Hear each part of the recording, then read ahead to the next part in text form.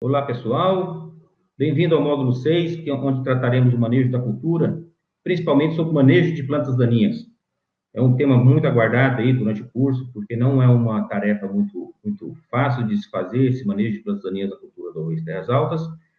E, para quem não me conhece, meu nome é Mário Lacerda, sou pesquisador da Embrapa, trabalho fortemente nesse tema de plantas daninhas, assim como o manejo fitotécnico da cultura do arroz terras altas, a inserção dela nos sistemas agrícolas. Então, o que nós vamos debater nessa aula? Nós vamos indicar as formas eficientes de manejo de plantas daninhas nessa cultura, nesse ambiente, né, principalmente em áreas com presença de plantas daninhas de difícil controle. Hoje nós vemos aí as dificuldades dos sistemas produtivos para o controle dessas plantas daninhas em outras culturas, e o arroz vem aí como uma ferramenta para minimizar ou para facilitar esse manejo. Um dos principais focos que trataremos aqui também será sobre o manejo de plantas daninhas de folhas estreitas. Vou explicar para vocês o porquê esse foco no decorrer da apresentação. E para o manejo químico, nós vamos focar nos produtos indicados, épocas e particularidades de uso de alguns deles. Então, vamos lá. Qual que é o nosso objetivo? Nosso objetivo é esse, é chegar numa lavoura, no ponto de colheita, ela totalmente limpa, livre de plantas daninhas, e em ambientes de alta tecnologia. Nós vemos aí uma foto no canto esquerdo, superior esquerdo, uma lavoura sob pivô central e uma lavoura completamente limpa. Essa foto de baixo abaixo também, ela também é de um pivô central na região do centro-oeste goiano, e que houve um controle satisfatório de manejo dessas plantas daninhas nesse sistema. Então, para contextualizar um pouco, preciso chegar no conceito de o que é uma planta daninha, né? Então, planta daninha pode ser qualquer planta que está no lugar errado, na hora errada. Veja essa foto aí, não se sabe se é uma lavoura de soja junto com o arroz ou se é uma lavoura de arroz junto com a soja, certo? Então, todas as duas plantas que estão coabitando aqui, elas são plantas de interesse econômico, mas uma está no lugar errado, na hora errada, né? Só para ter uma ideia, é uma lavoura de soja isso aqui, e tudo isso que vocês veem é arroz, né? O arroz tiguera aí que está atrapalhando. Então, o arroz aí, nesse momento, ele está sendo o meu problema, né? Então, só para contextualizar, né? Então, qualquer espécie que afetar a produtividade ou qualidade do produto ou interferir negativamente no processo de colheita é considerada daninha. Então, elas são plantas que interferem com os objetivos do homem em determinada situação. Então, a foto, como eu mostrei anteriormente, exemplifica muito bem isso aqui. Chama atenção aqui, vou falar muito sobre qualidade do produto. Então, um arroz a gente vende qualidade por hectare. Então, qualquer problema que vai acarretar em perda de qualidade vai acarretar diretamente no que eu preconizo na cultura do arroz terras altas, certo? Então, eu tenho que primar sempre pela qualidade do produto. Então, os prejuízos causados, que todos já sabem, né? Reduz a produtividade de grãos, mistura de sementes indesejadas, né? Pode ter sementes tóxicas no meio do grão do arroz. Então, é um alimento que nós consumimos, então pode trazer problemas, né? Aumenta a umidade da massa de grãos no momento da colheita. Todos sabem que nós temos que secar o arroz, então isso aumenta o custo de produção. Dificulta a colheita. Imagina uma corda de viola na lavoura de arroz, o problema que isso traz. E pode ser hospedeiras de pragas e doenças. Então, para o manejo de plantas daninhas, nós já sabemos do contexto que é uma planta daninha, como que eu tenho que trabalhar essa planta daninha na minha lavoura, né? Então, primeiro, eu tenho que conhecer a planta do arroz. certo? Então, nós temos aqui arquitetura de planta diferenciada nas cultivares de arroz, né? Nós temos com folhas mais decumbentes aqui, que eu posso trabalhar um espaçamento maior entre linhas, e nas nossas cultivares mais modernas são folhas mais eretas, né? Nessa representação esquemática aqui, folhas mais eretas, onde há uma maior infiltração, incidência de luz aqui na entrelinha. Então, eu tenho que trabalhar com a densidade de semeadura aqui, o espaçamento entre linhas de acordo com a arquitetura da planta que eu vou trabalhar, né? A capacidade de perfilhamento dessa cultura. Meu objetivo é fechar esse espaço aqui no menor espaço de tempo possível, tá? E também o ciclo, porque algumas plantas daninhas podem ter até 2 ciclos, de acordo com o ciclo da cultura. Então, posso ter 2 ciclos de plantas daninhas dentro do ciclo de uma cultura, de um arroz, que pode ser muito longo. Só para exemplificar aqui, a arquitetura, isso aqui não é bem a arquitetura, mas é onde houve uma falha de plantio, e veja a quantidade de plantas daninhas que germinou e se desenvolveu aqui nessa falha de plantio. Então, vejam que, se há espaço, há incidência de luz, se há nutrientes, ali, a planta daninha, ela vai se desenvolver como se fosse uma cultura. Então, nós temos que manejar o sistema aqui para que não ocorram essas falhas aqui, que a cultura feche o mais rápido possível. Então, quais são as principais plantas daninhas do arroz terras altas? O que tem nos muito problema, né, para o manejo dessas plantas daninhas? Bom, são principalmente as plantas daninhas de folhas estreitas. São as nossas poáceas, né? Pé de galinha, né? Capim colchão, capim carrapicho, timbete, o complexo equinocloa, capim arroz, outros, o falso maçambará, urocloas, as braquiárias, né? Decumbens, enfim, marmelada, traz bastante problema. Então, se você focar no manejo de plantas daninhas de folhas estreitas, você já vai conseguir fazer um controle satisfatório na sua lavoura, né? Aqui só um exemplo aqui do Tibete, que estava, essa foto que é minha, estava andando no meio de um arrozal, veja como saiu a perna aí, cheio dessa estrutura reprodutiva.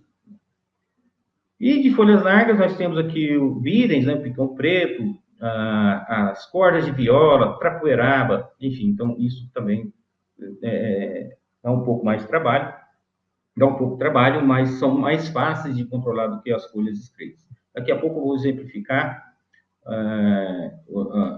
alguns métodos de controle que a gente pode facilitar esse tipo de controle aí das plantas daninhas de folhas largas, principalmente. Manejo. Em qual período da cultura deve ser realizado o manejo de plantas daninhas? Bom, tem que conhecer o período crítico de competição, que vai depender da composição específica da comunidade infestante, como que está a minha área, como que está o meu agroecossistema. Ele tem muita planta daninha, tem muita semente, o banco de sementes do solo está muito alto, né? Qual cultivar que eu vou trabalhar, né? O espaçamento e densidade, já expliquei anteriormente aqui a importância do espaçamento e densidade de semeadura, né, para que há um fechamento mais rápido, né, das entrelinhas de plantio, né, o tipo de planta, como falei antes, né, e a densidade de ocorrência dessas plantas daninhas. Então, o manejo de plantas daninhas, pessoal, muita gente fala assim, não, eu tenho que manter a cultura no limpo nos primeiros dias. Não, isso aqui eu vou entrar com as medidas de controle, mas o meu manejo de plantas daninhas é no período de um ano agrícola. Eu tenho que me preocupar com o manejo de plantas daninhas durante todo o ano, certo? Então, na entre-safra, qual cultura que antecedeu a minha cultura do arroz, qual vai suceder a cultura do arroz? Então, tem que trabalhar com isso. As medidas de controle, sim, após o plantio, eu tenho que manter essa cultura no limpo. Tá? Então, eu tenho que o preparo do solo, pode ser uma dessecação, no caso, plantio direto, plantio convencional, eu posso trabalhar com esse preparo do solo, que é um manejo de plantas daninhas também, né? Até a colheita. Então, essas medidas de controle têm que vir aqui. E quanto tempo que é isso aqui? Quanto tempo que eu tenho que trabalhar com essas medidas de controle? Aí vem o conceito de período crítico de competição, tá? Que vem aqui no período que antecede a interferência. Então, suponhamos que a semeadura da cultura foi hoje. Então, tem um período aqui que pode haver plantas daninhas, mas não vai concorrer diretamente com a minha cultura, porque não houve tempo de haver interferência. Tem um período crítico de prevenção da interferência, né, que é a finalização desse período anterior, né, até o fechamento da cultura, que teoricamente é o final da competição. Então, o início da competição aqui é esse período crítico. E eu tenho que trabalhar sobre período total de prevenção da interferência. Só exemplificando, né? Então, aqui nós vamos chegar a gráficos dessa natureza, em que se eu tiver períodos de convivência com a planta daninha, quanto menor esses dias aqui, né, maior vai ser a minha produtividade. Ou se eu começar a conviver com plantas daninhas, eu vou diminuir a minha produtividade. Tá, e para o arroz, como que é? Então, esse trabalho de Silva, do Durigan aqui, em 2006, né, eles encontraram que, para cultivar IAC 202, que o período, né, crítico de interferência, né, foi aproximadamente 42 dias aqui, exatamente 42 dias. Nesse ano agrícola de 2004, 2005, 2003, 2004, 40 dias. Para outra cultivar caiapó, ficou em torno de 31 dias. E para o outro ano agrícola, 29 dias. Então, em síntese, isso foi repetido em vários outros trabalhos. Eu gosto de citar isso aqui porque foi um dos primeiros, está muito bem explicado esse trabalho, né? Então, em síntese, nós temos que manter a cultura no limpo até os 30 a 40 dias após a sua emergência. Regra, isso é regra. Então, vamos manter essa regrinha. Até quanto tempo eu tenho que manter minha cultura no limpo? Até 30 a 40 dias você vai diminuir bastante os riscos de haver prejuízos na cultura do arroz de terras altas, se mantê-la no limpo nesse período. E aí, agora, nós vamos trabalhar em cima dos métodos de controle. Então, como eu vou manter essa cultura no limpo? Temos várias alternativas, né? Tem o preventivo cultural, que refere-se principalmente naquele ano agrícola que eu falei, né? Então, manejar as plantas daninhas durante o ano agrícola, nós vamos fazer isso preventivo cultural. Vou focar muito no controle químico, que nós vamos trabalhar naquele período crítico de interferência, tá? Mas nós temos também o controle mecânico, físico, biológico, legislativo, integrado. São todos eles, então, a melhor forma de você utilizar todos eles de forma integrada para você chegar no seu objetivo, que é manter a cultura no limpo. Então, vamos lá.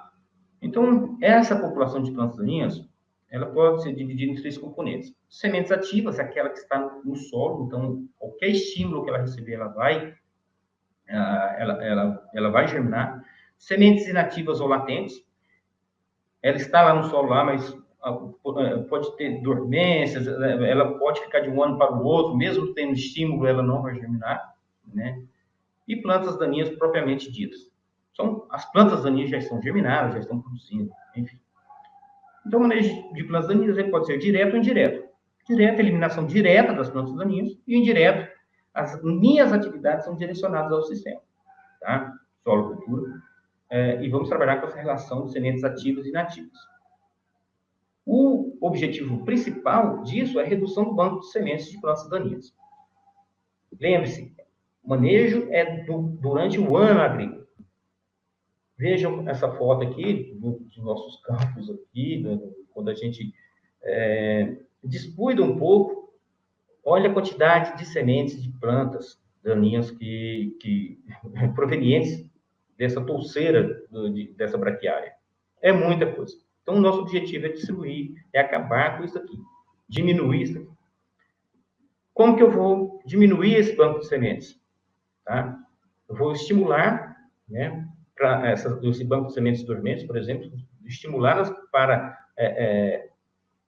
o banco de sementes ativo, germinar, e aqui eu posso exterminar essa germinação, né? Então, germinou, eu posso ter algum método de controle que eu vou destruir essas plantas, né?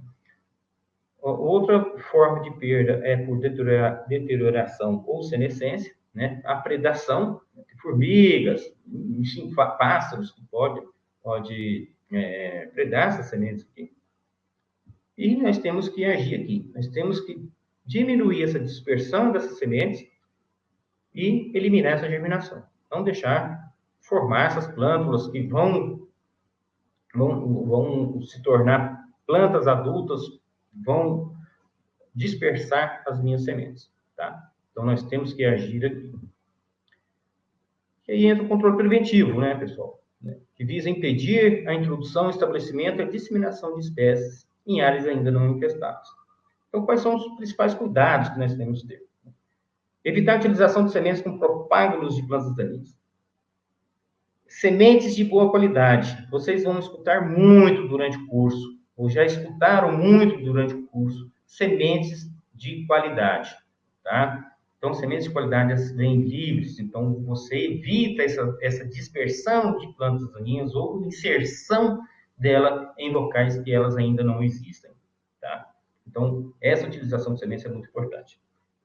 Evitar o uso de esterco, palha, composta que contenha propágulos de plantas daninhas, parece trivial, né? Fazer a limpeza completa de equipamentos agrícolas antes de entrar em lavouras, principalmente quando essas máquinas agrícolas vão de um estado para o outro, aí vira uma dispersão maluca. Tá? Evitar o controle, principalmente próximo às margens dos corredores, carreadores, né? Então, o pessoal às vezes esquece, né? A beira da estrada está lotado de plantas daninhas, frutificando, dispersando essas sementes, e ali é um foco dessa dispersão. Então, tomar esse cuidado. Como controle cultural, né, vai basear na construção de plantas de arroz com capacidade de manifestar seu máximo potencial produtivo, de competir com as plantas daninhas, uso de cultivares adaptadas, sementes de boa qualidade, mais uma vez, adubação equilibrada, época adequada de semeadura, uniformidade na profundidade de semeadura, arranjo espacial de plantas. Só para vocês terem ideia, esse arranjo espacial de plantas aqui, alguns trabalhos evidenciam isso, quando você muda o seu espaçamento de 45 centímetros entre linhas para 25, por exemplo, você ganha mais de 20% de produtividade. Só nisso você já ganha essa quantidade de produtividade. Então, é interessante trabalhar um pouco com esse controle cultural, né? Utilização de sequência de cultivos ou sucessão ou rotação. É onde entra o arroz. O arroz entra perfeitamente nisso daí, tá? Controle cultural, né? Espaçamento da densidade de semeadura. Já falei aqui do ganho de produtividade só com espaçamento e densidade de semeadura. Então, o emprego de menor espaçamento e o aumento da densidade de semeadura são procedimentos importantes nas culturas, né? Para que seja mais competitiva com plantas daninhas. Lógico que eu não posso trabalhar muito com alta densidade, porque pode haver competição intraespecífica entre as plantas de arroz. Então, cuidado com essa densidade de semeadura. Nós temos que trabalhar no ótimo. Então, nós temos os comunicados técnicos das cultivares que já indicam qual que é a densidade de espaçamento ideal de semeadura, tá? Isso é para fazer o sombreamento das plantas daninhas, evitar aquele estímulo, né? Então, tornar aquela semente latente, deixar ela latente lá. Quanto mais tempo ela ficar latente, ela pode morrer, né? Ou então ser predada. Então, aumentar esse período aí. Rotação de culturas, né? Colabora com esse equilíbrio ecológico da propriedade, do meu agroecossistema, né? Melhor distribuição dos nutrientes no solo, quebra de ciclo de patógenos, então isso aí é uma importância da cultura do arroz, né? Diferentes culturas, diferentes herbicidas. O herbicida que você utiliza no arroz é diferente dos outros herbicidas que corriqueiramente utilizamos nas outras culturas, né? Vamos citar as principais aí, milho e soja, né? Quebra o ciclo dessas plantas daninhas, reduz esse banco de sementes e reduz as chances de resistência a herbicidas. Esse aqui que é uma grande vantagem para a gente. O controle cultural, na semeadura direta e cobertura morta. Veja que essa cultura do arroz, né, sobre uma palhada aqui de braquiária rosiziensis, olha que beleza que está isso aqui. Não tem praticamente planta daninha nenhuma.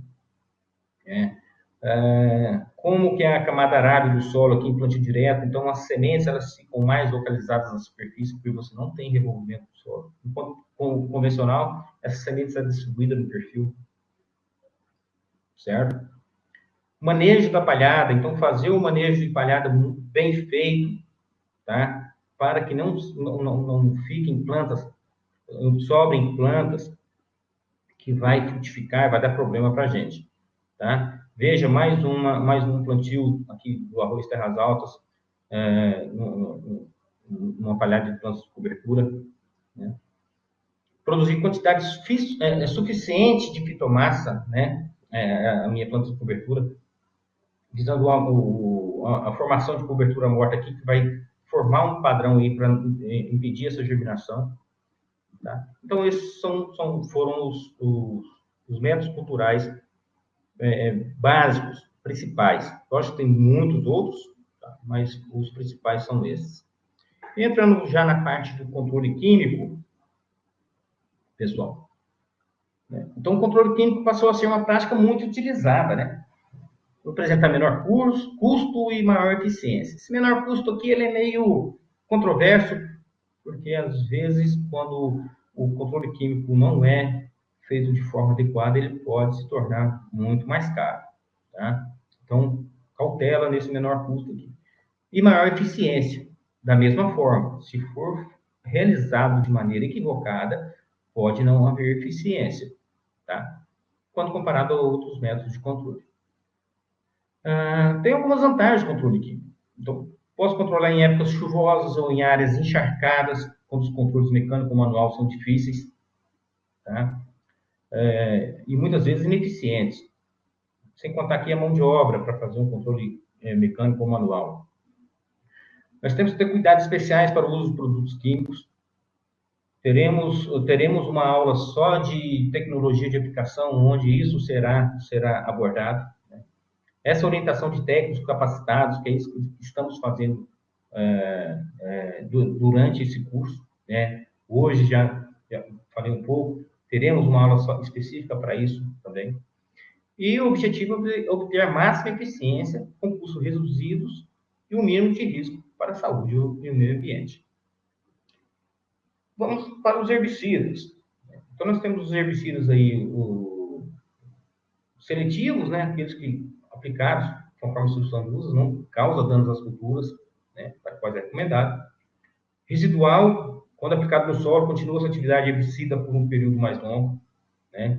Dissipando-se posteriormente. Então, nós temos produtos aí que quando você aplica ele no solo, ele continua agindo sobre as sementes das plantas daninhas do sistema. Contato, aquele que só vai agir onde ele toca na planta. Né?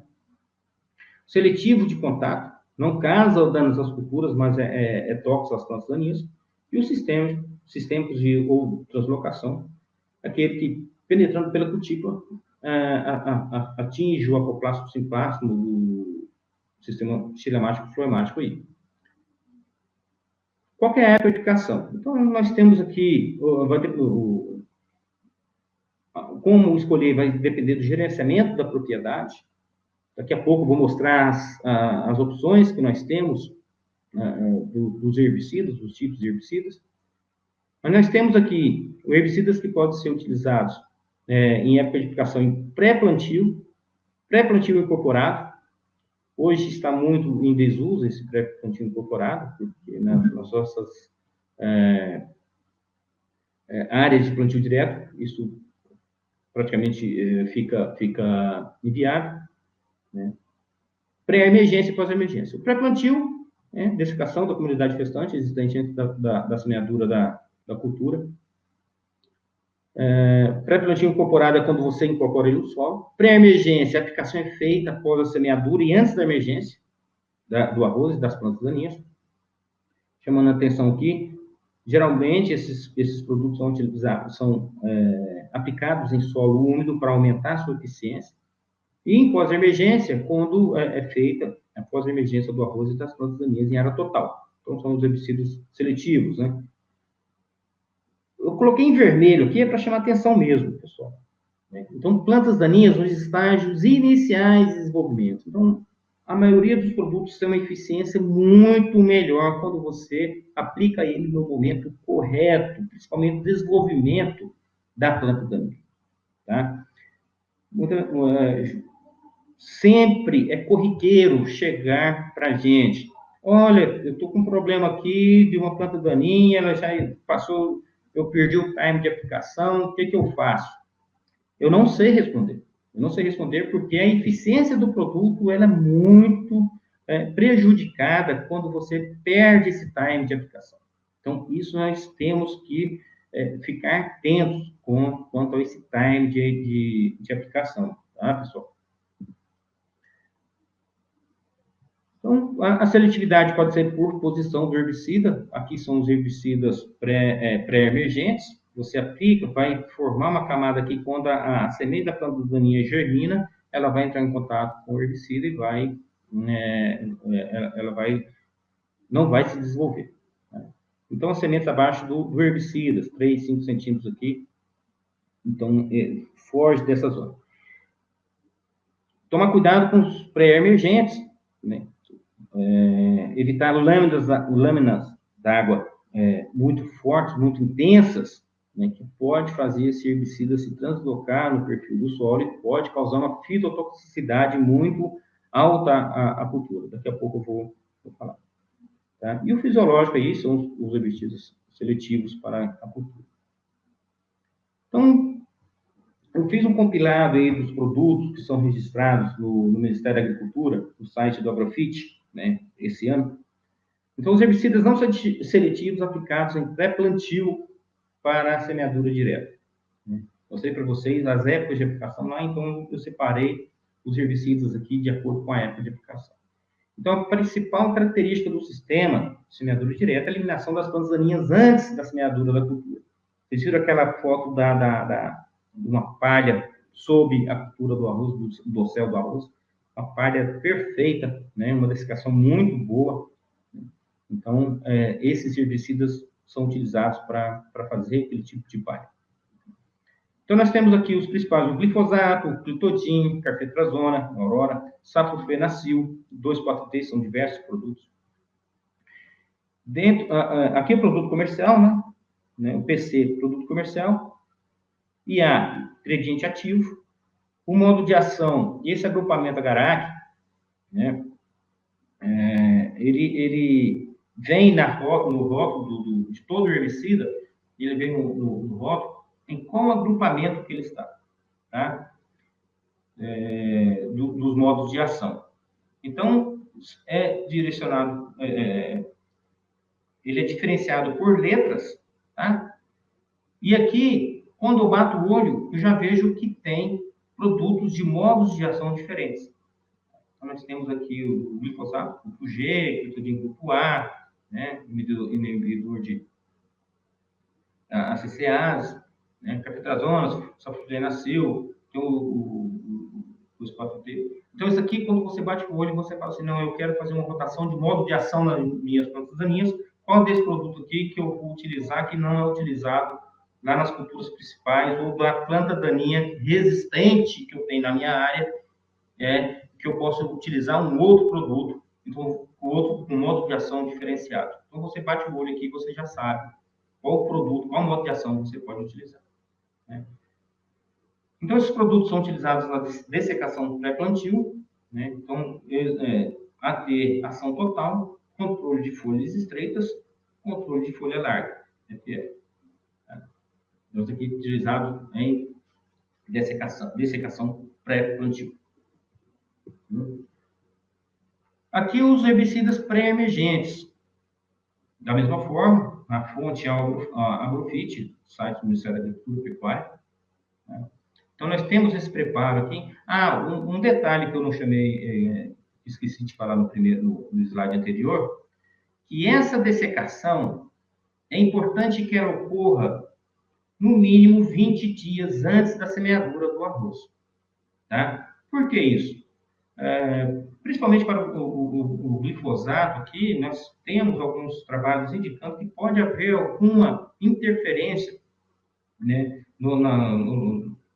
em algumas substâncias que são translocadas na planta, que pode ter um efeito alelopático ou fitotóxico sobre a cultura do arroz. Então, é importante que essa dessecação ocorra de 15 a 20 dias antes da semeadura do arroz, para evitar esse efeito dessa translocação das plantas daninhas ou das plantas de cobertura para a cultura do arroz. Tá? Os herbicidas utilizados em pré-emergência. Nós temos aqui o oxiflorfene, oxadiazona, pendimetalina, que é o herbadox, a trifluarina, clomazona, guionite. Então, todos esses produtos. Esses pré-emergentes, pessoal, então, tome cuidado, porque a maioria deles causam fito, em alguns casos até severa, na cultura do arroz. Principalmente, igual eu falei anteriormente, principalmente se houver uma chuva intensa após a aplicação desses produtos, ou sob pivô, uma lâmina de água muito intensa sobre essa aplicação. Aplicar em solo úmido, mas não aplicar em solo encharcado. Fica a dica aí. Mesma forma aqui, né? O modo de ação, de acordo com a grupamento Garac, né? Então, batendo o olho, eu já sei qual o modo de ação esses produtos pertencem. E aqui, os herbicidas aplicados em pré, em quais grupos que eles atuam, né? Então, todos eles têm um controle satisfatório aqui de folhas estreitas, folha larga, né? E ciperáceas. Então, ele controla muito bem aqui as ciperáceas. E as sugestões de manejo químico para os herbicidas pós-emergentes. Época de aplicação. Então, a partir da germinação, aqui, né, até a fase final, né, o perfilhamento máximo. Tem um produto específico, né, que ele só pode ser aplicado depois do perfilhamento máximo até a diferenciação floral, que é o 2,4-D. O 2,4-D não pode ser aplicado antes aqui do perfilhamento máximo, tá? Aqui tem escala de 30 dias, mas isso pode variar de cultura para cultura, né? Então, vamos colocar aqui o perfilhamento máximo, que é uma fase da cultura que é bem indicada. Ele não pode ser aplicado nem antes disso e nem depois disso. Aplicado antes dos 30 dias, ele vai travar a planta. A planta ela fica travada, ela não sai do solo. O desenvolvimento é muito prejudicado, isso vai prejudicar também a produtividade. Aplicar depois da diferenciação floral, tá?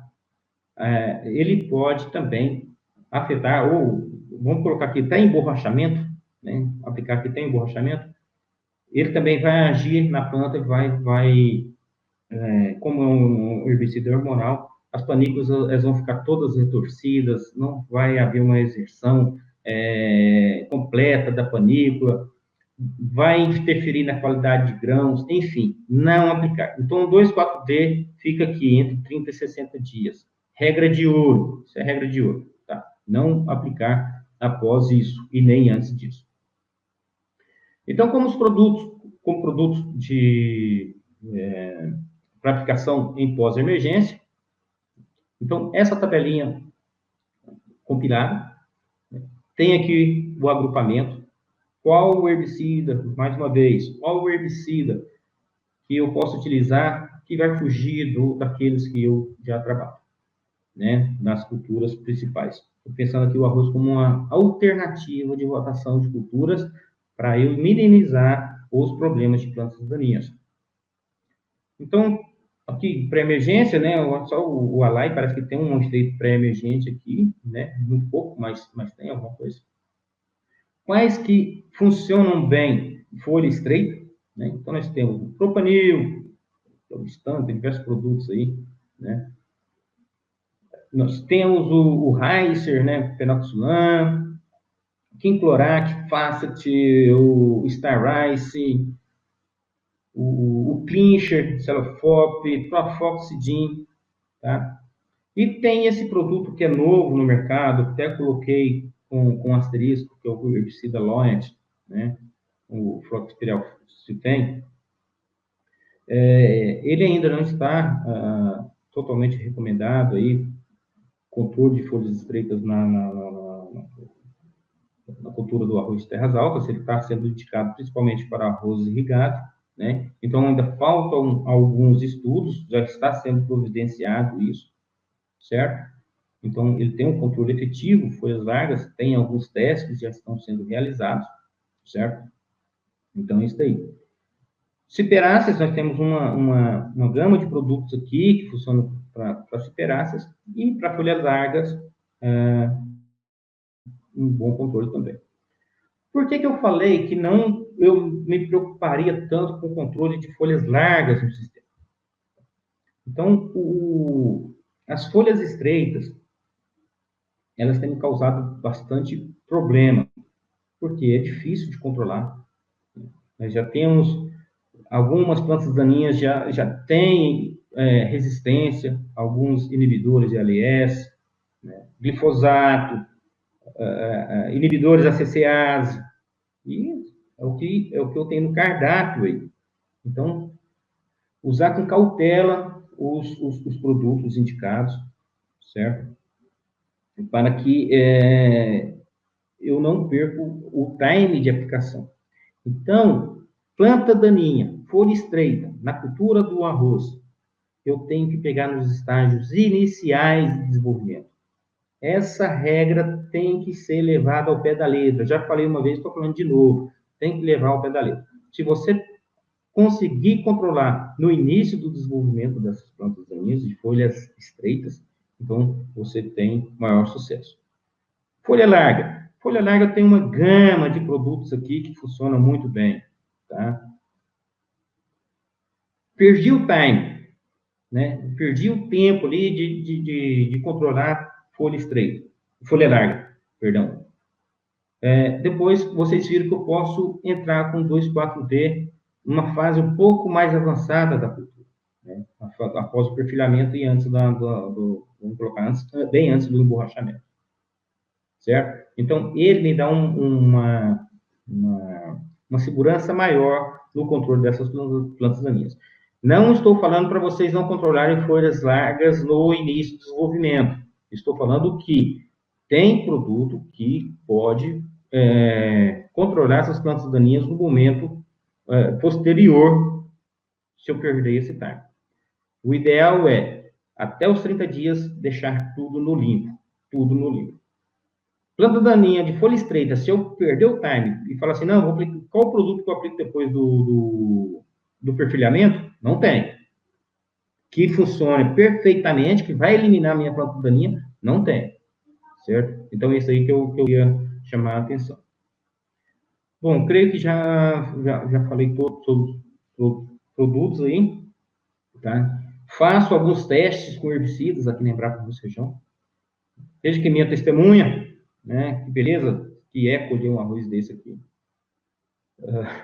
Totalmente sujo. E aqui, onde eu utilizei 3 produtos aplicados no momento correto, né? Pigmentalina, metsulfuron e celicopo butírico. Aplicado no momento correto, cultura no limpo. Aqui do lado aqui, essa foto aqui, ela está do lado aqui, do lado direito desse teste aqui, certo?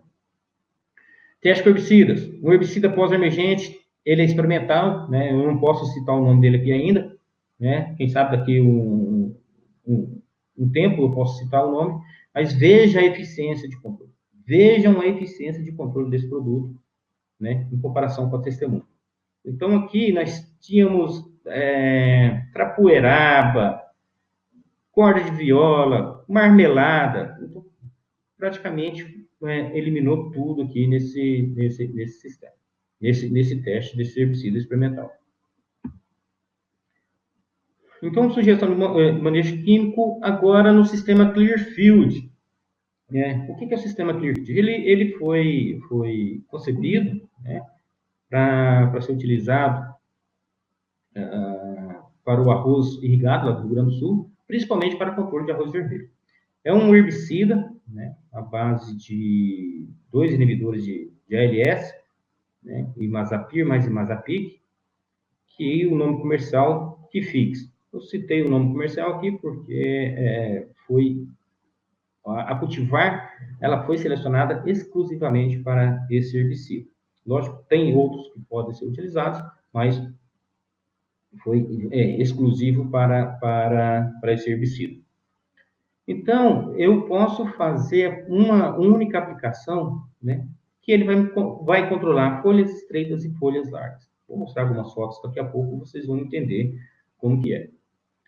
Então, os herbicidas registrados exclusivamente para cultivar o sistema Clearfield. Tá? Eu coloquei o ONI aqui, mas como o sistema Clearfield ele tem vários mutantes, né, alguns mutantes diferenciados, o que nós temos para terras altas hoje é apenas o Kifix. Tá? Então, é esse que nós vamos utilizar para o manejo de plantas daninhas, certo? Ele pode ser aplicado em pós-emergente, vai controlar satisfatoriamente folha estreita, folha larga e ciperácea. Já tem relatos de algumas plantas que carregam alguma resistência aos inibidores de ALS. Uma que nós já identificamos foi o Bidens pilosa, picão preto, está em fase de desenvolvimento ainda, esse estudo, mas nós já identificamos uma fonte de resistência, então ele pode não funcionar bem para o picão preto, tá? Mas é um herbicida excelente. E atenção, pessoal, esses herbicidas não podem ser utilizados em cultivares convencionais. Se eu pegar esse produto que fixe e aplicar num arroz convencional, ele vai tratar o arroz convencional como uma planta daninha. Ele vai eliminar tudo, não fica nada. Tá? Então, tomar muito cuidado quanto a isso. Então, o manejo do sistema Clearfield, né? Então, vejam aqui essa foto, né? Então, do lado aqui, um arroz totalmente infestado, né? E aqui apenas uma aplicação. Então, nós temos duas situações. E a primeira delas, que se a área estiver muito suja, ou o banco de sementes de plantas daninhas for muito alto, recomenda a aplicação sequencial. Primeira, de 10 a 15 dias após a emergência. Aqui eu fiz uma receitinha de bolo mesmo, né? Porque tem funcionado muito bem. Desde que as plantas daninhas não ultrapassem o estágio de 4 folhas. Mais uma vez, pegar o estágio inicial do desenvolvimento das plantas. E a segunda aplicação de 10 a 15 dias após a primeira. Ambas as doses de 70 a 100 gramas de Kifix cada. Aqui pode chegar até 140 gramas por hectare, tá? De acordo com a situação da planta daninha, então talvez pode chegar até 140 gramas por hectare. Segunda situação, baixa infestação de plantas daninhas e banco de sementes reduzido, ou seja, o seu produto está praticamente no limbo. Nessa situação, pode-se realizar apenas uma aplicação na dose de 70 a 140 gramas de Kifix, tá? De 10 a 15 dias de emergência da lavoura. Isso aqui é mais que suficiente, essa dose de 140 é mais que suficiente para eliminar todas as plantas daninhas. Mais uma vez, o estágio de desenvolvimento de 4 folhas. Então, o Kifix tem um certo efeito pré-emergente também. Né? Então, portanto, pode aplicar desde o dia de semeadura, se achar necessário ou conveniente. Então, se plantou, pode fazer um aplique plante aí, não vai pegar planta daninha grande, desenvolvida, tá? Mas o restante ele vai controlar bem. E Mário, né? Eu costumo usar uma regrinha básica aqui, 10, 10, 70, 70. Ou seja, semeou, quanto 10 dias, aplico uma dose de 70. Quanto mais dias, e aplico outra de 70. E se a área for muito infestada, pode utilizar 2 sequenciais de até 100 gramas cada. Não tem erro. Então, todas as situações que eu já utilizei esses herbicidas, todos os ensaios, essa combinação aí, 10, 10, 70, 70, por 100, 100, tem funcionado muito bem. Veja, dose de 100 gramas, 10 dias após a emergência. Praticamente não tem planta daninha nenhuma, né? A testemunha, né? 100 gramas de Kifix, aplicação 6 dias após a semeadura. Cultura no limpo, né?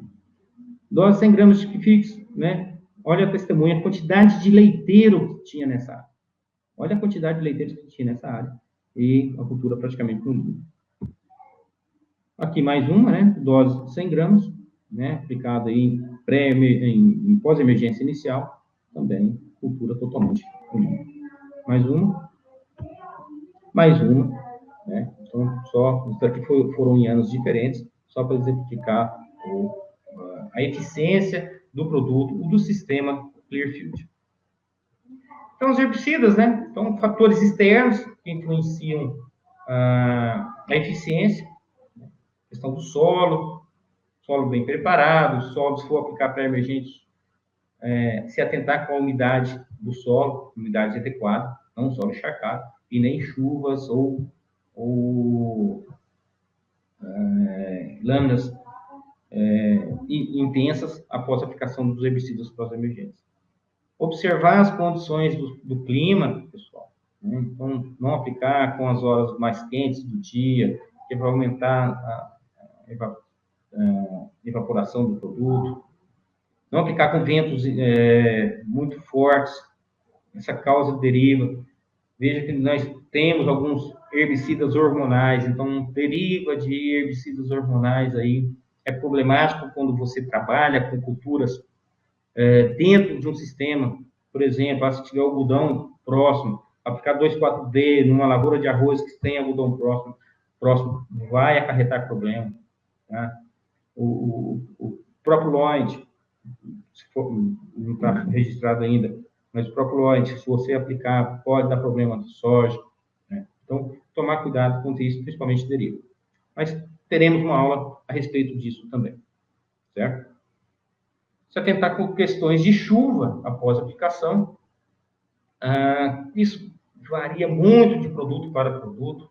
Alguns dão 30 minutos, 40 minutos, ou 2 horas, tem herbicidas 4 horas, 3, 4 horas após a aplicação, se chover intensamente. Talvez tenha que avaliar a reaplicação desses produtos. Tá? E a tecnologia de aplicação, isso, como eu disse, será abordado uma aula específica para isso. Alternância de herbicidas no sistema plantio direto, né? Essa problemática de resistência de plantas aqui. Então, essa rotação de herbicidas, assim como de culturas, evita o surgimento de plantas problema. Vamos trabalhar com a cultura do arroz, visando a eliminação desse tipo de problema. Nós temos herbicidas, né, que não são corriqueiramente utilizados, que podem ser utilizados aqui para resolver esse problema. Tá? Vejam uma dessecação de glifosato aqui, a buva verdinha. Né? Você cultiva arroz nessa área aqui, você praticamente elimina, praticamente zera a infestação de buva no sistema.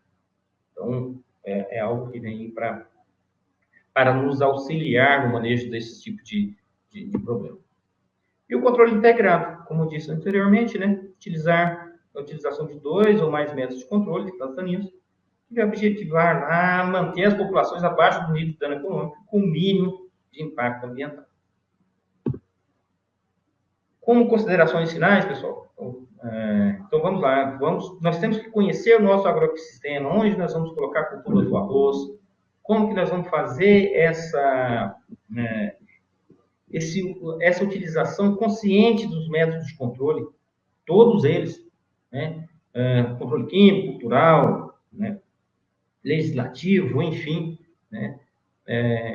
Para reduzir ao máximo essas plantas daninhas, essa problemática das plantas daninhas no sistema. Tá?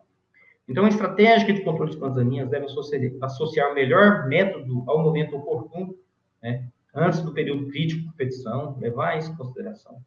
E essa escolha do método ou associação deles deve estar relacionada às condições locais de mão de obra, de implementos e considerar também a análise de custo.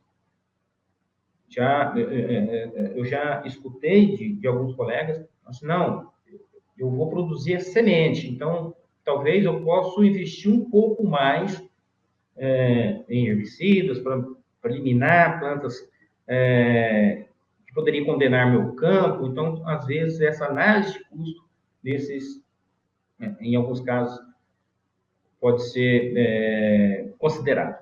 Tá bom, pessoal? Então, é isso aí. Então, fico muito grato pela atenção, viu? O meu contato está aí, mario.lacerda@embrapa.br. Estamos à disposição, viu?